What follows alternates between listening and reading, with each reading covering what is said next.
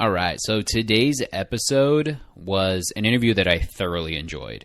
It's with Dr. David Rendelstein. And you're going to hear as we kind of take it down a path that I wasn't expecting to go. We talk a lot about how to have faith in yourself, and part of that being so critical for your journey of weight loss is that internal intrinsic belief. And ultimately talks a lot about how to rise above the thoughts, feelings, emotions, the stories inside of your head. And it's what he had to do. You know, he shares the fact that he had lost 60 pounds at one point, but gained it all back through, ending a relationship and some of the traumas that happened, and just diving deep into school and work, and how he felt like a fraud ultimately for giving people health advice when he wasn't healthy himself. And then ended up, after struggling to find the right plan, losing 100 pounds, which is absolutely incredible. And has kept it off, which is why we had him on the show. And I think you're going to get a lot out of what we talk about. And he shares some great stuff. It's not your fault why you're where you're at, but it is time to take some ownership over it. And that's his big thing. So without further ado, let's dive into the show today with Dr. David Rendelstein. All right, Dr. David Rendelstein, welcome to the show. Thanks. It's nice to be here, Joseph. Absolutely. So now you've got a cool journey, man, 100 pounds down and helping just so many people. So we kind of got to back up and hear how that even kind of kicked off for you, and a little bit about that before we dive into some fun stuff. Okay. Well, my sense is I'm probably not that dissimilar to many of your listeners. I mean, I went up and down my whole life. I was teased as a child for being overweight at various times in my life, like when I went to school out in Arizona. I got into working out and I got into fantastic shape. So I've lived life from both sides, really. When I was about 27 years old, I thought I had it licked. I mean, I was working out every day. I was running in the park. I was meditating. I became a vegan. I lost 60 pounds. I mean, I thought, this is it. I will never go back again. And then at that point, I decided I want to go to chiropractic school.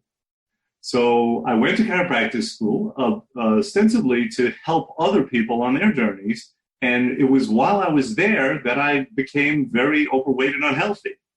So this is one of the great ironies of life. But what's interesting, one of the things that happened to me, there was the stress of going back to school, but also I had a rough breakup. And this is really interesting because, first of all, you don't hear that with men so much. And I'm a little hesitant to say it, right? You know, you think of a female, there's a breakup, and the next thing she knows is that she's just eating Haagen-Dazs every night. So it happened with me, and the reason why that's important, and I'm sure you're aware of this, is that we hear so often about people who everything was good. They were lean, they were taking good care of themselves, and then they had some kind of a trauma, be it emotional, physical, like car accidents, giving birth, chemical trauma. So when that happens, it tends to change things, and it does it on every level, a spiritual level, an emotional level, and all of that stuff gets inside us as well. And it changes things physically and chemically in the body. So once that happened, I started gaining weight like crazy. And then again, I went through all the indignities that obese people go through. I mean, I was 320 pounds. I was practicing as a chiropractor because I had graduated school at that point. And I was talking to people about health, and yet they were looking at me and I was out of breath and obese. And when I would get on an airplane, it didn't fit. The seatbelt didn't fit. And some of your listeners can definitely relate to this. When that happens, there's only two choices. The one is you can call over the stewardess and ask for an extender, which is humiliating. Or the other is you could take your chances, not buckle your seatbelt, and then, just put a coat on it or something and hope that nobody notices, because you'll be called out by the stewardess if she notices. So I tried both of these things at various times, but obviously that's not the solution. That's just the solution for that moment. Now, for me, I tried a lot of things to lose weight again. I tried Weight Watchers. I tried different shakes. I tried Brazilian Jiu-Jitsu. I tried CrossFit. I tried a personal trainer. Every time I would exercise, I would get injured. Oof. And right? And nothing was working. I was very fortunate to have found the protocol that I now deliver to other people. And I ended up losing 100 pounds. And I found myself again. So that's, in a nutshell, a long nutshell, my story. Yeah, no, that's amazing. And it's interesting that, the correlation between the seatbelt almost being a Band-Aid of sort, like you said, right? If you're not going to deal with the reality of it, that's like the one solution. And also the same thing when it comes to choosing these different kind of Band-Aids, the shakes, these quick fix type programs. And so it sounds like you kind of put away all of the Band-Aids, the quick fixes, and got real with yourself somewhere in there. So definitely expand on that, man. Like, share about that story and that process once you started that. Yeah. So quick story about the actual seatbelt. So after having lost 100 pounds, I found myself on an airplane again, and the seatbelt is, now big on me. And so I had several inches of seatbelt slack, and I took a picture of it, and I was going to create a whole campaign around it, right? The Seatbelt Slack Association of America. I still might do it. You should. Yeah, the problem was when I took the picture, it's of the seatbelt, and it's of an area that's a little vulnerable. I don't know if I wanted to show that. Right. You may get some people on there that you're not intending to actually have on there. Well, they'd be coming to me for the wrong reason. Exactly. We don't want that. But getting back to the question about that, yes, everyone is looking for a quick fix. Now, in weight loss, as you know, part of the problem is that we need the results in order to be motivated. We need to know that we can do it. And more people than not who sit down in front of me when I have a consultation, they don't really believe that they can do it. They don't know it in their heart of hearts. So one of the things that I say to people is, you got to know that you can do it. And the reason you got to know that you can do it is because that's going to dictate how you participate. Yeah. If you have a day where you don't lose weight, you still have to know that a process works. And that fundamentally is a matter of faith. And faith in our society is in really short supply. And I'm not saying this as a religious person. I'm saying that that's something that works. When you find a process that works, you have to have enough faith, and you have to know it works, so you do it 100%. Because if there's doubt in your mind, when times get tough, which they inevitably will, now the impulse is often, well, I want to get off this path right away. Yeah. Do you I hate to interrupt, but I got to ask, 'cause, I mean, do you feel that it's like faith in the systems, the products, and the services that are out there, or is it faith in themselves? I'm thinking back a long-term client of mine, Shane, and she was on one of the earlier episodes. And when she first came in and she shared this, she was like, I just want to lose 15 pounds. I feel like that would really kind of, help some of my joints and all this kind of stuff, and I was like, yeah, let's focus on it. Let's do it. Well, in the course of a year, right, we lost 50 pounds, and it's, been, she's lost that 50 pounds. This was like 4 years ago. And it's like, that faith wasn't there for her that she could lose more than 15 pounds, and so that's why she said that. So you think it's more for people that are coming to you that it's faith in themselves, or is it faith in the systems, or is it a combo? The answer is yes. I mean, in a way, faith is faith, right? But the person who doesn't, believe in themselves that they can do it. I mean, how fearful people can be, especially with a subject as emotionally charged as weight loss. And, they project forward and they say, well, I have this coming up and I have that coming up and I don't trust myself in this situation. We get messages from people and they say, I'm really nervous. I have a birthday party coming up. And, and we might say, well, what are you nervous about? Have you made a decision or have you not made a decision?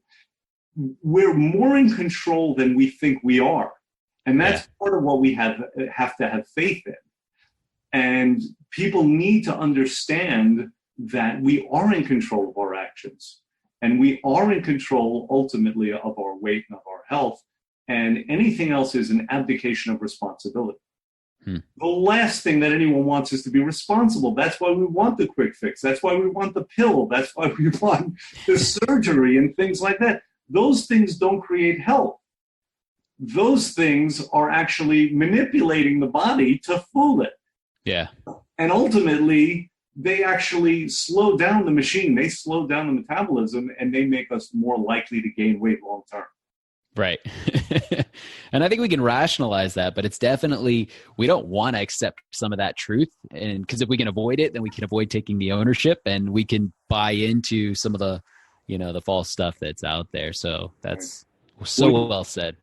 Yeah, thank you. And you touched on a really interesting topic, right? Which is truth, right? Truth, knowledge. And this is also fundamentally important. Listen, one of my earliest memories is I was playing baseball in front of a bunch of, with a bunch of my friends, and they kept pitching the ball. I kept missing the ball. And this happened over and over now. And they were encouraging me, but I kept missing it until finally I hit the ball. But in the meantime, I was so full of rage. I was so full of anger. I was like, what is wrong with me? Why can't I hit the ball? Now, looking back on it, it turns out I was 5 years old. And it was my first time playing, right? So I had convinced myself of all of these things. There was just a fundamental lack of awareness and lack of understanding that nobody hits the ball the first time. And that it was just silly to expect that I would, but somehow that expectation got into my head. How? I don't know. Maybe it was because I was watching the Mets and the Yankees. But I thought I should do it. And so all perspective went out the window. So what I gathered from that, thinking about it many years later as an adult, is that maybe all problems, maybe all upsets are ultimately a matter of awareness and a matter of understanding. And furthermore, sometimes we have the understanding, but we reject it, right? I have people do my program. They come in here and they struggle to lose weight. And they'll start my program, and the first thing we do is a detox, right? We've got to get rid of the toxins, because in the presence of toxins, the metabolism just slows down, the whole machine is off. So they'll be doing that, and in the first several days, they'll lose several pounds, and they're real hopeful, and they're real happy about it. And then they notice that tapers off, right? And there are days where they don't lose any weight. Well, if you have the understanding that that's how it's supposed to be, right? That your body's now getting hydrated, and that's a good thing, and that it happens in fits and starts, then you're going to be okay with it. And we explain that to people, but what we run into is they're rejecting that understanding. Yeah. We tell it to them, it's written down for them, they're told to expect it, but they're still rejecting it. Why? Because they have this idea in their mind that every single day they should be losing weight. Right. and sometimes we just can't get people off of that, no matter how hard we try. Yep. It's a type of insanity, right? We want the world out there. We want our physiology to reflect our emotions. If emotionally we want to lose 5 pounds every day, but obviously our physiology is not going to do that. We often choose what our emotions are telling us instead of what reality is. We've got to conform to reality. Yeah. Yeah. Sorry, I'm on a soapbox now. No, it's spot on. And it's what people do actually need to hear. And I can relate and pull from other areas of life, right? And see that, because it's the whole awareness piece like you were talking about. And you're a brilliant storyteller for the fact that I was picturing you at like age 20 something, because you had talked earlier about when you're healthy. And then you're like, and I was 5 years old. And I was like, oh, such a good hook. He's got me. So, Thanks.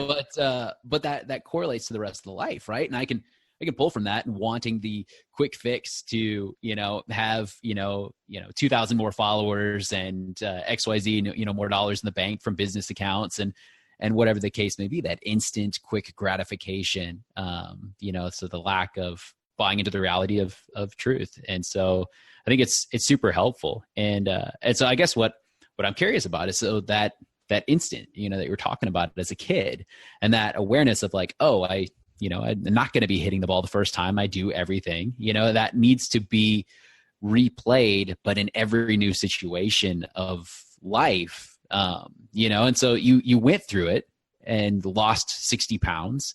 And then you said that there was a breakup that led to you gaining a bunch of weight and the going to school and chiropractic and all of this stuff. And so I'm curious about how you went through it. You gained the awareness of the tools.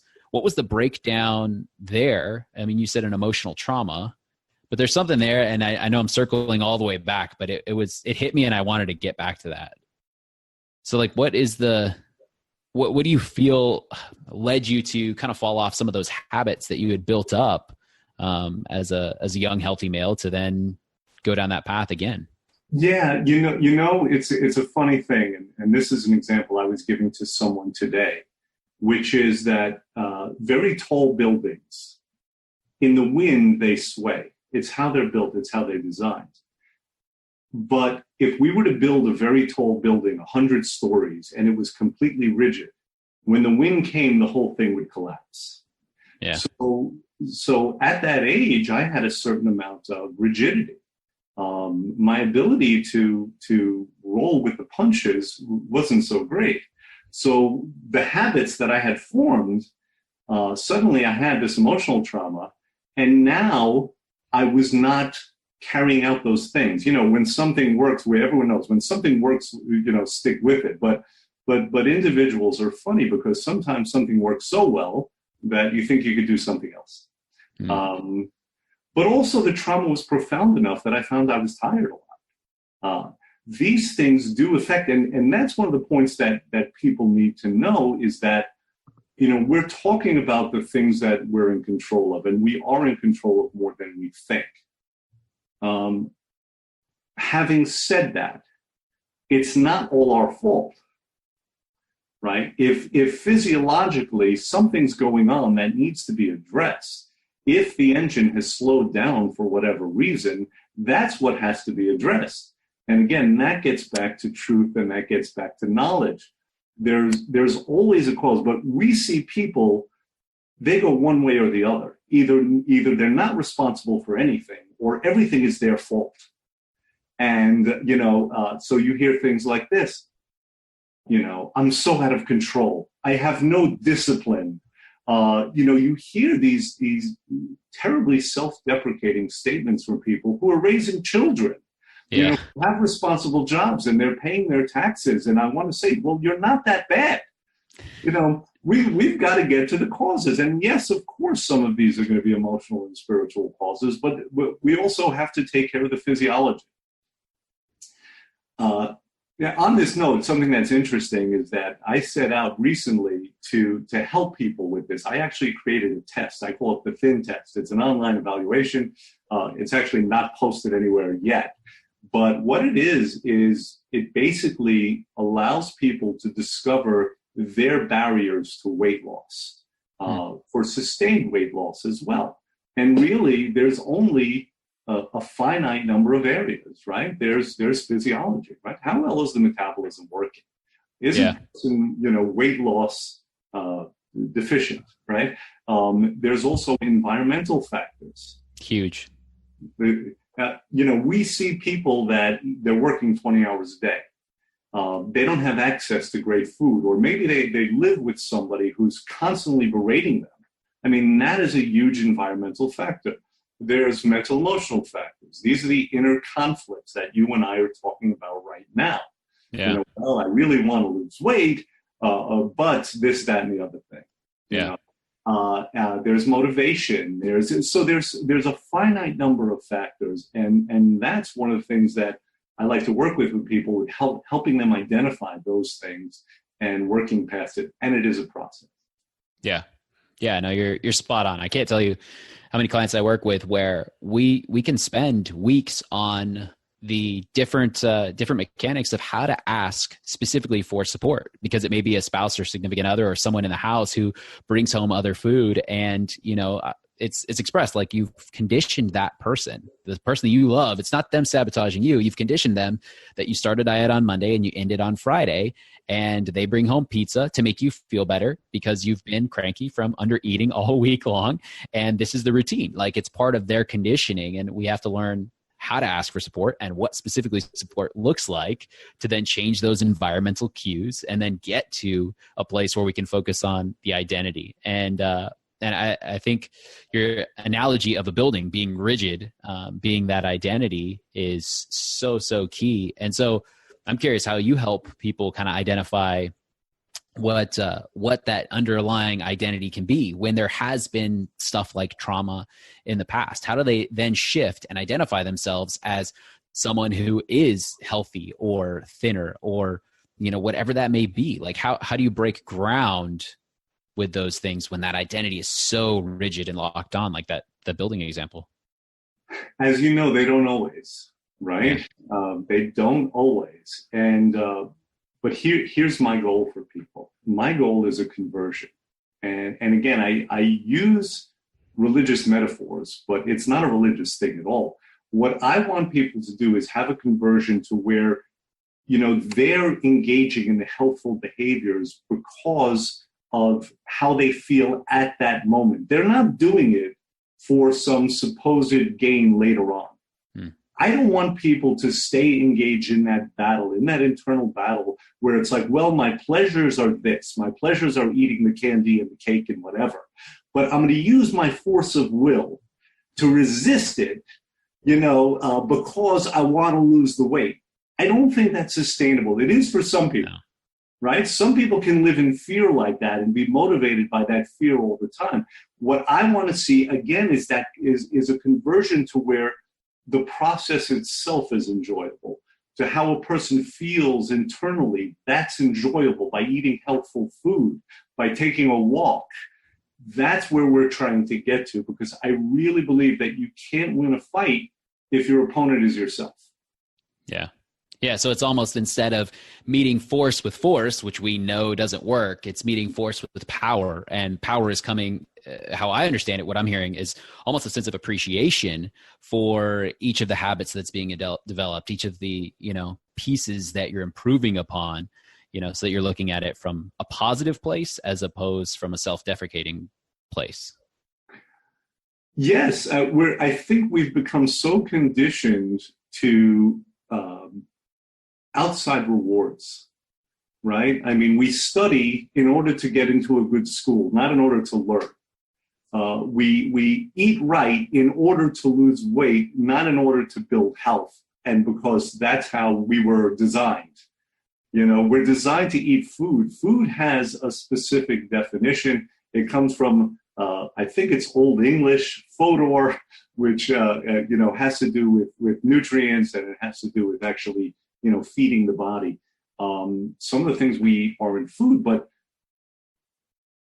that's what it takes in order to build health. It takes a change of perspective. Now, we deal with people who are fighting cultures. They're fighting these years and years of conditioning. You know, but doc, I'm Italian. But doc, I'm Hispanic. But doc, it's every culture, right? Yeah, yeah. And then there's our whole aberrated American culture where we've become adept at frying everything. So yeah. And put cheese as our third seasoning, absolutely. Salt, pepper, and cheese. Throw it in, right? And we've forgotten that these things aren't food. They're not feeding the body. But the pleasure comes from that momentary sensation, momentary sensory pleasures. And we get so attuned to that, we build cultures around it. I mean, there are people who every night they're drinking wine. There are people, right, who, you know, they're going to barbecue contests. I mean, gluttony has become a religion in of itself. This past July 4th, there was hot dog eating contests. I think we have to gain some perspective. You know, there's an expression, rise above, right? I take that literally. I think that we can imagine ourselves floating up and looking down and seeing things from a very unattached place and seeing things as they are, and thus have the ability to make a choice based on what we want, not based on how we've been conditioned culturally, not based on those temporary sensory pleasures, but based on what we want and what's going to get us to the best possible place, physically, mentally, spiritually, chemically. I love that. And so, I mean, that's definitely a higher level of self-awareness to be able to be in that position, almost a self-actualization, so to speak. So I got Yeah, that's where I was going, right? Even though he did die before finishing that, and there was one more level that I'm curious to continue exploring myself. Where it talks about it's really about giving above and beyond. Self-actualization is just self-giving. But I'm curious to know how stuff like meditation and things play a role for you. You mentioned it earlier. I make it a big part of what I want my clients to be able to focus on because of the levels of stress, our lack of self awareness and attunement. And I feel like you've got some stuff there just based on everything you're saying. So I know it wasn't part of our direction, but I'm going with it, man. Let's do it. I'm not afraid. So I don't meditate anymore. I haven't in many years. I do certain practices. And we could talk about the technical things. I don't want to disparage any practice. Sure. But the things that I do, they are all based on awareness. I think our greatest gift is our sentience. It is our awareness. Without that, we're no better. It's certainly not the phone that's constantly ringing, but I mean, without that, we're no better than animals. There's a great quote that I like, and I'm going to butcher it, but I'm going to get the essence of it. It was Viktor Frankl, Man's Search for Meaning. And he said something like, between stimulus and response, there is a space. And in that space, there's a choice. And in that choice is where we find our power. We are more than just machines that react on stimulus response. And we've used the word conditioning, but the truth is that man can't be conditioned because we are so far above that. Now, we forget that nature. We forget who we actually are. But who we are is so high, is so powerful, that we can really accomplish wonderful things, but we have to get to that place first, and we have to have that awareness. So good. I dig that a lot. I appreciate that. So just for time's sake, since we've been talking about good stuff, I do want to circle back and, talk more about what it is that you're doing with clients that works, so incredibly well. You lost 100 pounds in 6 months yourself, and you've got so many testimonials of amazing client transformational journeys. You started to talk, and then I interrupted you on the fact that you start with, gaining awareness of what's going in the body and fueling it, and the detox aspect. And then what takes place from there? What do you find is working? It has to be easy. Decisions are stressful. We give our clients choices, but not major traumatic decisions. The decisions are binary, right? Do or do not do. That's how big decisions should be. Do the program, come with us, let us help you. But beyond that, we want their day-to-day choices to be simple. Do I have the steak or do I have the chicken? Do I have the arugula or do I have the spinach? Right? Getting back to nature, eating the things we can improve, or maybe we can eventually, but we're not there yet. But we can't do better than nature. So we have to eat, what's on this earth for us to eat. We do supplement because unfortunately we've interfered so much with nature that our food doesn't have the same nutrients that it used to. Not even close. Close. Scary. What are the percentages? 15 to 50%, depending on what we're talking about. Yeah, and there's even some stuff saying that some of the vegetables that are coming in can be like 70% less nutrient dense than they once were 30 years ago. Right. Right. So that's why supplements are necessary. Whole food supplements, they're food in supplement forms. Yeah. So that works. Being there for people works. These are some of the things that we notice. When somebody does my program, they text us every day. They come in to the office once a week. So these are the things that work. Yeah. Do you feel like that's mostly because people are using food as a sedation technique or a supplement for the lack of connection that is often happening in our lives, especially with kind of the spawn and the age of social media where we're more connected and yet more disconnected? And so as they are weaning off some of these foods that may be extremely high sugar, high processed, addictive, that are giving them those dopamine hits, and they're no longer getting that same level, and they feel like they need to have that. Is that why that works? I think that's part of it. I'm trying to actually develop some kind of a taxonomy for how people eat, right? The eating styles, right? So there's like the ritualistic eater. Every night at 9:00 he's watching TV, and there's something he likes to eat with it. There's the stress eater. The stress eater has some physiological response to a challenge, and they're sedating or themselves, and they're calming themselves down by eating something. There's the cultural eater that we talked about. There's the entitled eater. I love the entitled eater, right? The one who they work hard and God darn it, you cannot take away their ice cream, right? Because they've earned it, right? Justification 101. Absolutely, right? But I mean, we all do it. We've all done it. It is interesting, and I think there's probably a good strategy for all of these things. The one thing I would say is the thing that works best is feeling good. Yeah. When a person feels good, there tends to be less of a reason for these things. When a person is busy, when a person is striving towards their goals, I mean, how many people say, when I'm at work, I'm fine. It's on the weekends. That's when I have trouble. I have all this time. Structure works. But we do, like I said, we do have an aberrated society. And one of the things that I've discovered, and this is frustrating for people, but again, I believe it to be true, is that in our society, if we want to have a hope of being healthy and a hope of being lean, we have to be willing to work for it and to fight for it.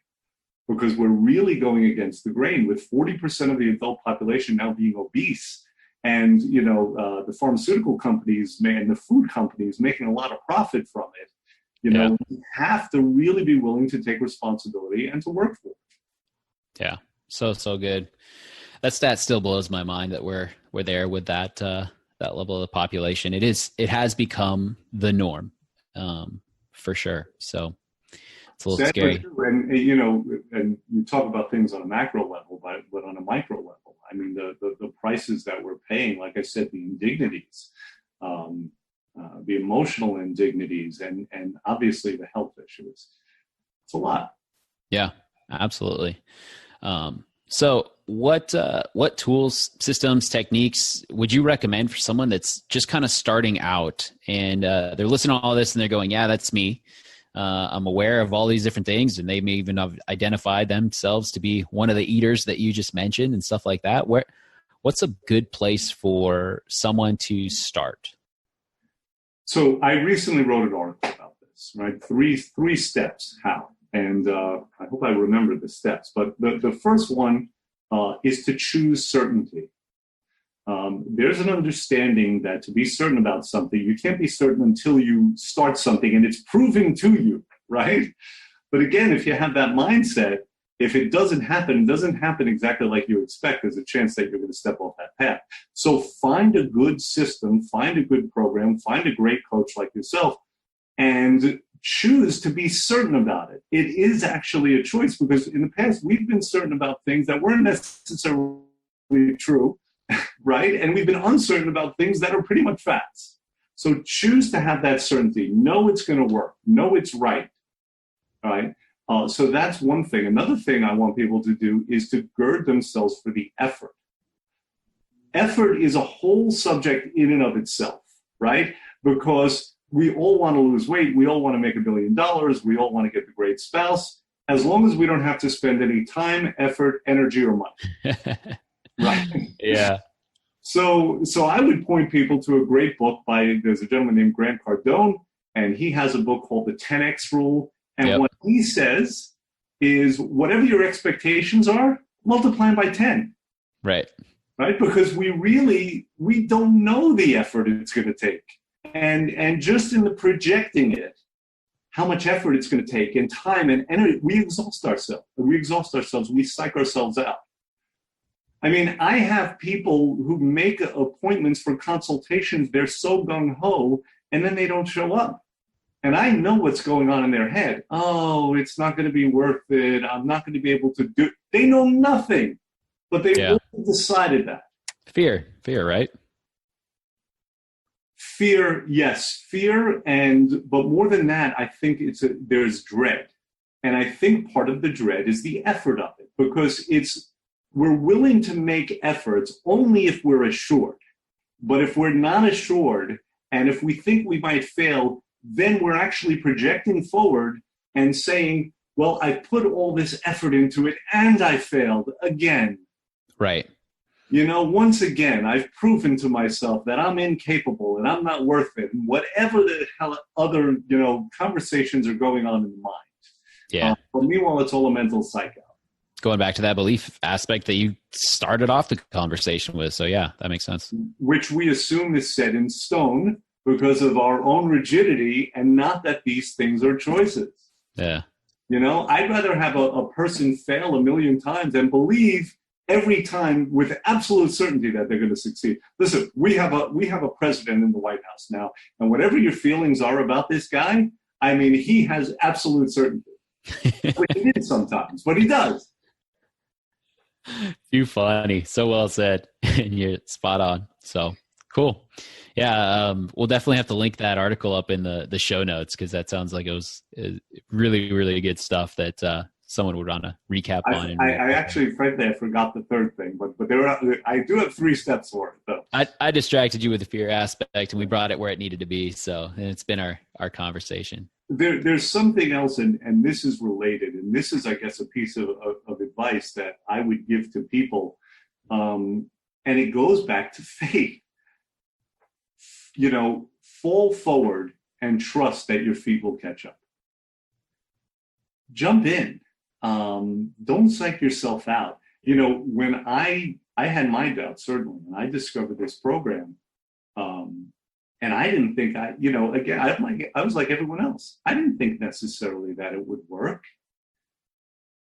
But once I got into it, and I saw that it was possible, and I saw that all I had to do was follow the steps, and then I was able to shut my mind off.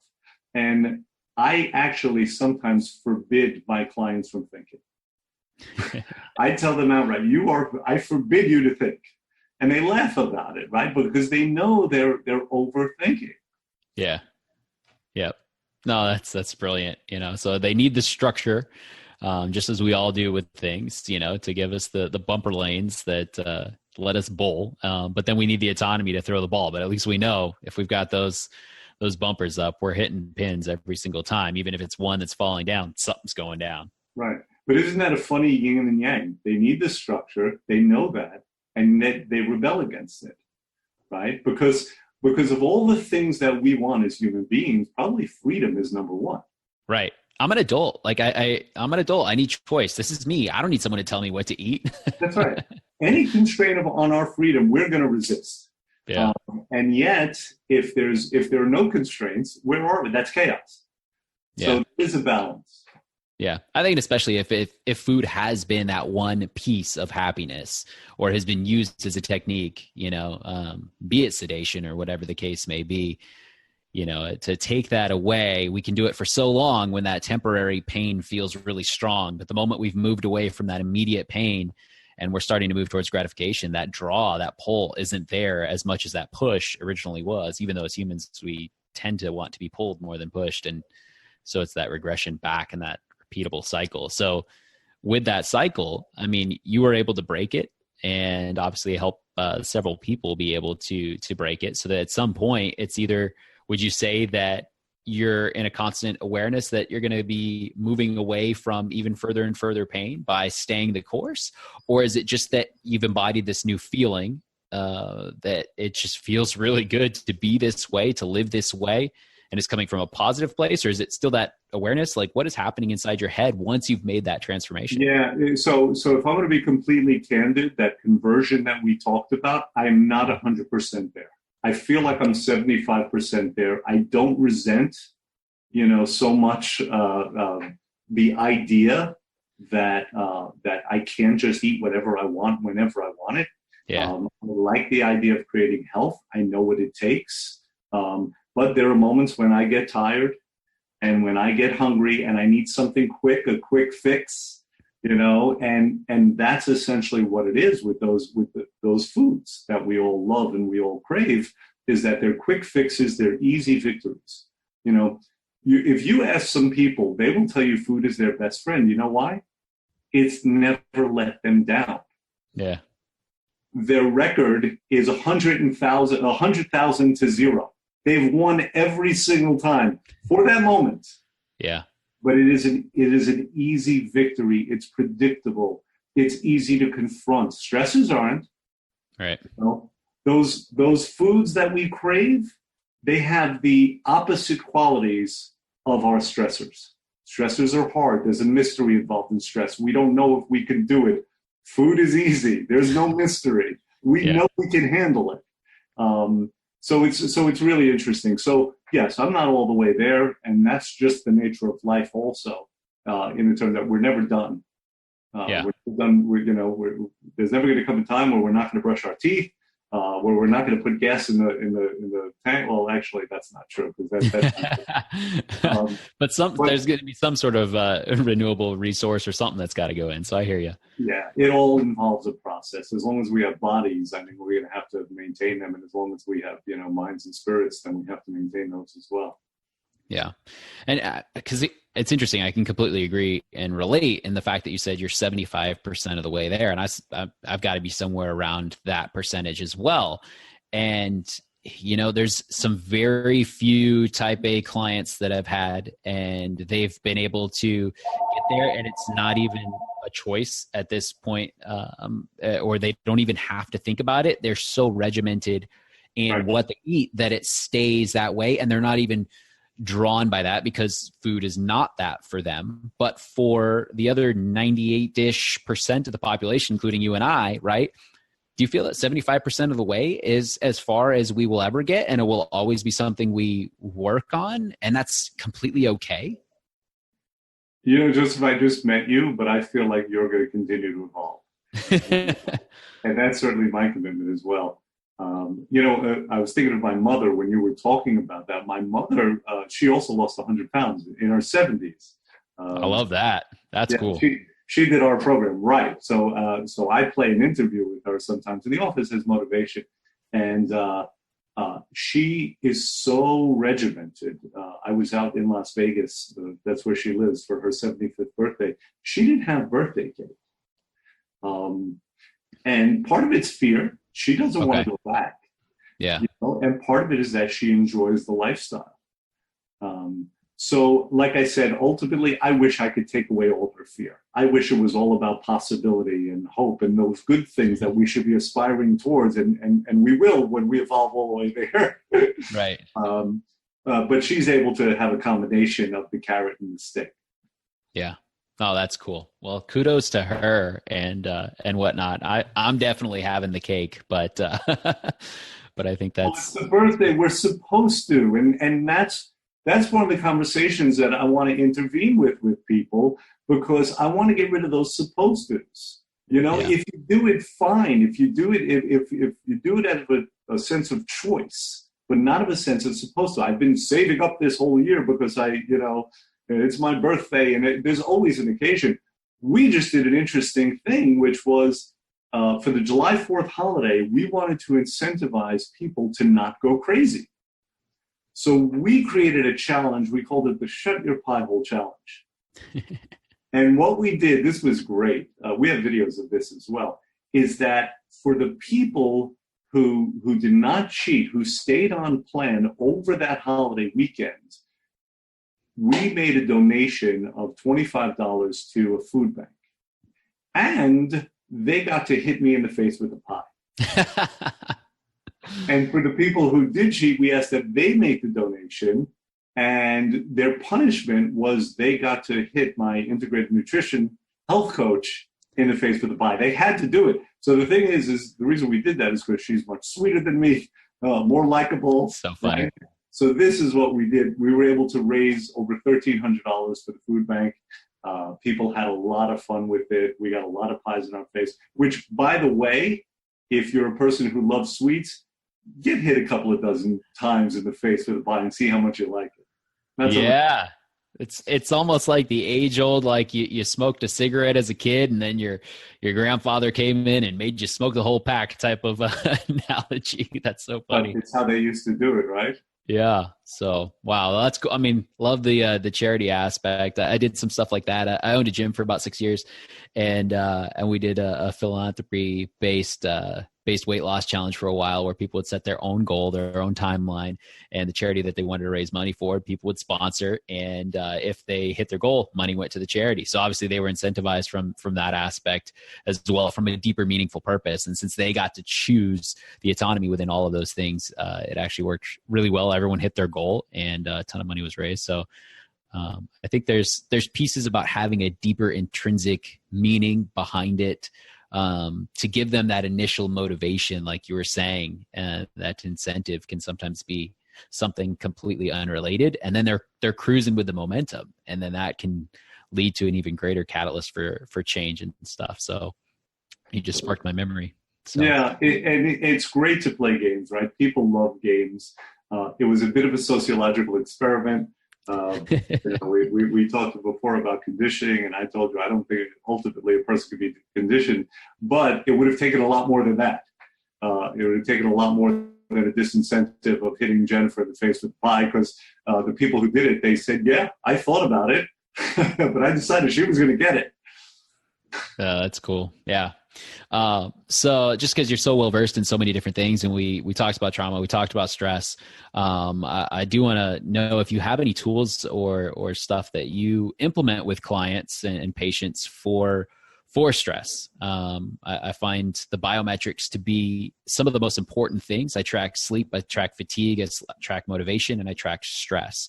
And we can see as the metrics change exactly where sabotage, emotional eating, or any of those stress compulsive components are going to come into play. And then we can gain the awareness to either give ourselves permission, kind of like you were talking about, that permission to have that birthday cake so that we don't overindulge, or be able to create a plan proactively before it happens and start to see patterns. And I find that to be far more important than the actual nutrition plan, the fitness training and stuff. And so any additional tools that I can pick up and people on the other side of this podcast can pick up for stress, with it being, the top reason for death in the nation, or at least it's correlated with all the top 5, I'd love to hear. I think people could stand to hear. So anything for stress that you've got. Well, I think you're right. I think anyone in a health profession has to be able to help people deal with stress.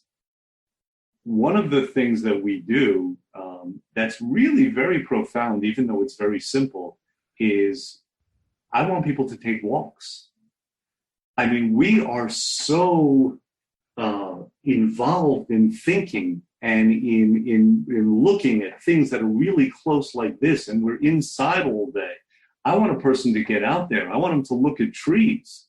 I want them to look at clouds. Inside here can be a dangerous place. And ultimately, if a person takes a walk, if they're looking at these things, then after a while, and it could take a long time, they might notice that their eyeballs actually go from pointing, towards their brain to out, and like, oh my God, there's a whole wider world out there. And hey, isn't this nice? I can breathe. So taking a walk, grounding, and that's just having your bare feet on the ground. That can be very powerful. Doing something productive, cleaning out your closet. I've actually given people assignments of cleaning out their closets and contacting, 2 people that they haven't spoken to in a while. Completing things, right? When you have 800 half-completed projects out there, then each time you become aware of it, you get a little upset. Right? Oh my God, I have to do this. Oh my God, but I have to do that. And the next thing you know, everything is all scattered and everything is chaotic. So these little things, giving people these little wins can be gigantic. So those are some of the things that we like to do. Yeah. I think what I found the most fascinating was they were all free. No one has to, pay for anything, buy anything, go to a certain place and invest something to do something. You said, kicked it off with go for a walk, look at trees, look at clouds. And I know there's research proving the psychological benefits of all of those things. Then you went from there. So that's so cool. The best things in life are free. Yeah. Someone said that. It wasn't me. No, it's good stuff. And the piece about, the most dangerous place in between our ears. And you talked about Frankl earlier, a quote from him, and, we've got people like, Viktor Frankl and Nelson Mandela, and they were able in the most confined, trapped spaces to yet be the most free, and all with that. So I think it comes down to the whole faith piece you were talking about, to then know that they were going to get out of those situations. And that's exactly what you're trying to help people do with the situation they've created, the imprisonment of themselves with the extra weight. Yeah, and that's well put, because yes, there are real prisons out there that people, throughout history have found themselves trapped in. But there's the prisons that we create on a day-to-day basis. I had a client the other day, and he came in and he was angry, right? He was full of rage. And he tells me he has this problem with rage, and he's telling me about his life. He has a job that he hates, but he can't get out of. And it was just like every situation he told me about, there was some kind of a trap, right? But it was a trap that he was building for himself. And I said, listen, man, I get it. Everywhere you turn, there's a wall. I'd be frustrated too. And he just kind of exhaled, and he's like, yeah, there's just a bit of understanding, a bit of perspective. And yeah, someone showed him some empathy. Something, but we all do that. We've all done it at times, right? I mean, whether it's as kids, feeling trapped by our parents, or, now feeling trapped by taxes, and governments, and what have you, jobs, and all of it. So there's nothing new under the sun. Whatever you're experiencing, I'm experiencing at some level as well. And so this is why we help. Yeah. So good, man. Well, before I ask my last question, where can people find you, be it social media, definitely your website, all the amazing FinTech stuff? So where can they find you? So my website is FinTech, THINTECH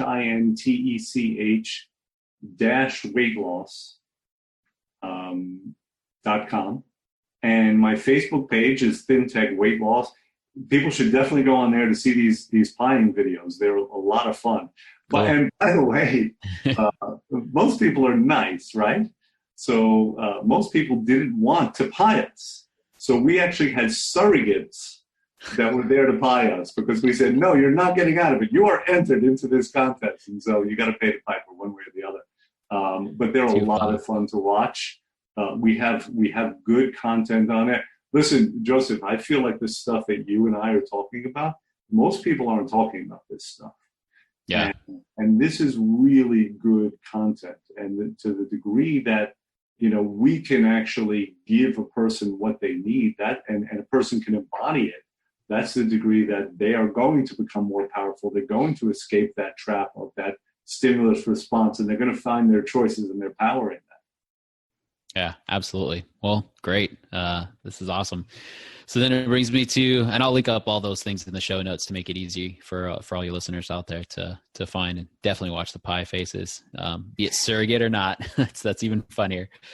But I got to ask my last question then. What do you think is the number one thing that someone on the other side of this podcast, who is literally sitting right there, maybe where you used to be or where a lot of your clients are, needs to hear, that ultimately is the truth of what it takes to transform? We've talked about so much now. We've hit on so much. I mean, and now I have to kind of rank it and come up with the number one. So it's really hard to say. I mean, I'd say what we were talking about before, that notion of rising above, that there is a place that we can go to, which is really us, right? All the noise is not us. There is a place that we can go to where we can view things, from miles away, and we can see them very clearly and come up with solutions. We have that capacity. So I guess I'm going to go with that. Yeah. Rise above. Such a wonderful statement, and I love it. Go to that place internally, and obviously, systems and support and help go a long, long way, as you know, with what you've built. So excited to have people check that out. So, Dr. David Rendelstein, super thankful that you were willing to come on and share and everything. So thanks again. Hey, it's my pleasure. This was really a lot of fun. All right, my friend, that concludes another great episode. And I wanted to say thank you. Thank you for going on this journey with me, going down this path as you and I continue to explore and uncover the truth of what it takes to completely transform. And now you've got 2 assignments. And the first one is it's really important that you take action on one thing that you heard from today's message.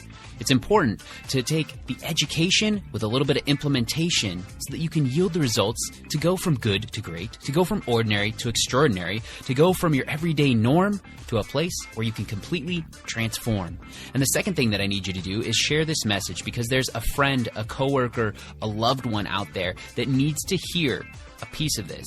And it's what they are waiting for to help them radically shift the way that they've been living life and start to explore their true potential, for them to get unstuck. And so I need you to screenshot this, tag me on social media, or share or write a review or whatever it is you know is going to get this message out to the right person at the right time so that they can live the best life possible. Because that's our goal. That is our goal. You and me, to be able to share the best messages that we possibly can and impact a great number of lives. So as always, I appreciate you. Coach Joseph Hawthorne, Truth of Transformation. Peace be the journey.